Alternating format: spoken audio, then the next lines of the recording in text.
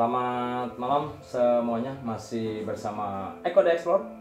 Malam ini kita membicarakan yang lagi viral di Jawa Barat terkait perseteruan antara Wagub Jabar dan Sekda Jabar. Walaupun sekarang sudah berdamai. Oke Pak, sebenarnya apa sih yang membuat dua pejabat ini saling bersih tegang? Intinya yang terjadi adalah masalah konflik kewenangan dan konflik komunikasi. Wagub Jabar merasa tidak dihormati secara struktural. Sekda merasa menjalankan prosedur. Tapi sebenarnya itu bukan cuma soal birokrasi. Ada unsur sifat manusia yang berperan besar. Misalnya rasa pengen dihargai, keinginan pengen diakui, dan ego dari jabatan masing-masing. Kan kita tahu ya, Wagub itu dipilih oleh rakyat. Jadi dia dari luar birokrasi. Sementara Sekda itu ASN. Dia ada di dalam birokrasi. Sekda merasa saya lebih mengetahui apa yang terjadi di area saya. Ditambah lagi, gubernurnya baru. Jadi seluruh ASN termasuk Sekda itu pengen mengikuti iramanya gubernur yang baru. Itu begitu. Jadi ada konflik-konflik, gesekan-gesekan, nah itu wajar. Itu pasti terjadi. Oke. Tapi kenapa ya Pak, kalau pejabat tuh kelihatannya tuh cepat kesinggungan gitu Pak? Bukan cepat tersinggung sebetulnya. Kalau dilihat dari sisi manusianya ya, ketika seseorang itu punya kekuasaan, itu dengan sendirinya tanpa terasa dia pasti pengen dihormati. Jadi ketika ada orang yang merasa seperti tidak menghormati, dia pasti akan marah. Egonya pasti akan keluar. Dan itu dianggap penghinaan pribadi. Jadi otak manusia itu akan melakukan sistem alamiahnya. Egonya pasti akan muncul. Oh gitu ya. Nah itulah yang harus kita pahami dari konflik ini. Oh karena jabatan gitu ya. Karena jabatan, karena kekuasaan, karena saya merasa lebih tinggi daripada yang lain. Jadi keakuannya muncul. Keakuannya muncul. Ya, itu. Jadi sebenarnya konflik seperti ini tuh wajar ya Pak? Konflik seperti ini wajar, sangat manusiawi. Bahkan kalau kita mau jujur, di balik jabatan mereka tetap manusia biasa, punya rasa sakit hati, punya gengsi. Cuma masalahnya mereka itu dituntut menyembunyikan. Karena apa? Karena kalau publik tahu bahwa pejabatnya itu bertengkar atau berseteru, publik akan bilang bagaimana mengurus masyarakat kalau mereka para pejabatnya bertengkar. Nah itu akan begitu. Makanya harus mereka redam. Tidak boleh lama-lama terjadi. Gitu ya Pak. Iya. Nah ini Pak lagi rame nih Pak yang dibahas netizen, mereka katanya berpelukan. Tapi banyak yang bilang katanya Pak itu pelukannya settingan katanya Pak. Menurut Bapak itu damai tulus atau damai karena kepentingan politik? Kalau kita lihat mereka berpelukan, itu belum tentu damai. Walaupun kita nggak boleh suzon ya. Bisa saja itu hasil kompromi politik atau tekanan dari atasannya. Misalnya gubernurnya bilang, jangan ribut-ribut di depan publik. Oh, Gitu kan? Jadi mau nggak mau nurut. Iya, gitu. iya, berpelukanlah seperti Teletubbies. Ya gitu ya. Jadi kalau sifat manusia itu seperti gestur damai, kadang digunakan untuk menutup luka yang belum sembuh. Jadi kemungkinan besar itu pelukan karena tuntutan situasi, bukan dari dalam hati. Tapi sekali lagi kita tidak boleh suzon. Mudah-mudahan tidak seperti itu. Mudah-mudahan Wagub dan Sekda itu benar-benar memang tulus dan saling minta maaf.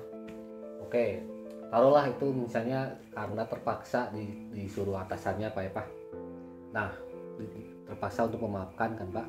Ya. Nah itu ada dampak nggak buat kesehatan dia? Jelas ada. Ketika memaafkan tapi belum ikhlas, ya Otak dan tubuh tetap menyimpan tekanan. Bahasa psikologisnya forgiveness without release. Wih, apa itu Pak? Ya, hasilnya bahwa bisa jadi dendam itu tertunda karena kebutuhan jabatan, karena kebutuhan kekuasaan.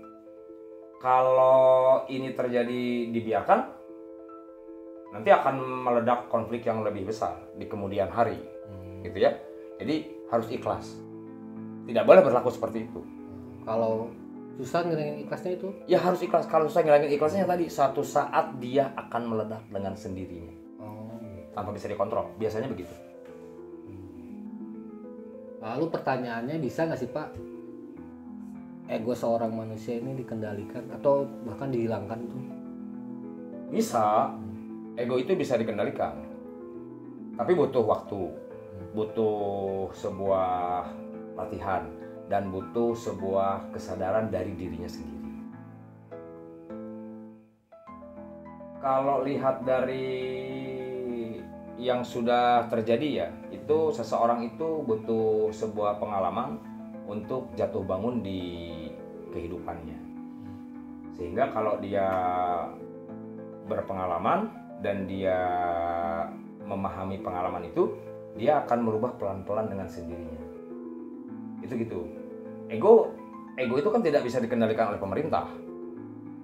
Ego itu tidak bisa dikendalikan oleh orang lain, tapi ego itu harus dikendalikan oleh dirinya sendiri. Dengan cara apa? Ya itu tadi, dengan cara berlatih. Cara melatih kesadaran gimana? Nah, cara melatih kesadaran adalah karena kita orang beragama, ya kita harus lebih mendekatkan diri kepada agamanya masing-masing. Publik lagi rame nih Pak bahas ini di media sosial. Bahkan ada yang bilang katanya drama elit sebagai manusia biasa. Apa peran kita sebagai penonton untuk menyikapi konflik ini Pak? Kita punya peran sebagai kontrol sosial.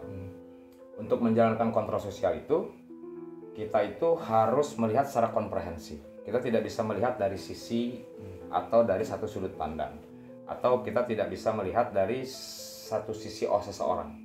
Kita harus melihat kedua-duanya. Kalau kita simpati atau kita simpatisan seseorang, tanggalkan dulu itu, baru kita menilai. Jadi jangan dari satu sisi gitu Pak? Iya betul, jangan dilihat dari satu sisi atau dari sisi seseorang. Harus dilihat dari keduanya. Karena dengan begitu nanti kita akan lebih wise dalam memberikan masukan-masukan kepada mereka supaya tidak selalu berkonflik. Karena masyarakat ini menunggu mereka. Kalau mereka selalu berkonflik, bagaimana mengurus masyarakat? Ya. Jadi yang dibutuhkan pejabat itu kebijaksanaan. Ya, yang dibutuhkan para pejabat itu adalah kebijaksanaannya. Bukan skill atau apa. Kebijaksanaan yang harus didahuluin ya. Skill iya dibutuhkan. Tetapi lebih besar manajemennya. Ya. Jadi kalau disimpulkan Pak dari drama Wagub dan Sekda ini, apa pelajaran yang bisa diambil? Pelajarannya bahwa di balik pangkat dan kekuasaan, manusia tetap rentan pada sebuah luka. Apakah luka batin atau luka fisik? Mungkin karena diakibatkan oleh rasa disepelekan dan keinginan untuk dihargai. Konflik itu biasa. Yang luar biasa adalah keberanian mengakui kesalahan dan mengikhlaskan egonya itu. Itu gitu. Damai itu butuh jiwa besar. Bukan hanya pelukan di depan kamera. Begitu. Memaafkan lebih baik ya Pak? Memaafkan lebih baik daripada dimaafkan. Bukan berarti kalah. Mengalah bukan berarti kalah. Itu gitu. Oke. Mantap Pak. Keren banget Pak. Jadi insight-nya, kalau kalian punya konflik itu, ingat bukan soal siapa yang salah, tapi siapa yang mau lebih dulu sembuh ya. Betul. Terkadang pelukan bukan akhir dari sebuah cerita, tapi justru pelukan adalah permulaan menuju pemulihan. Pemulihan dari apa? Pemulihan dari luka batin jika batin itu terluka. Oke, itu dia episode kali ini. Jangan lupa komen di bawah ini, dan sampai jumpa di video berikutnya yang membahas masalah-masalah yang terjadi di seputar Jawa Barat ataupun di seputar Indonesia demi kemajuan Jawa Barat khusus. Nice. Terima kasih.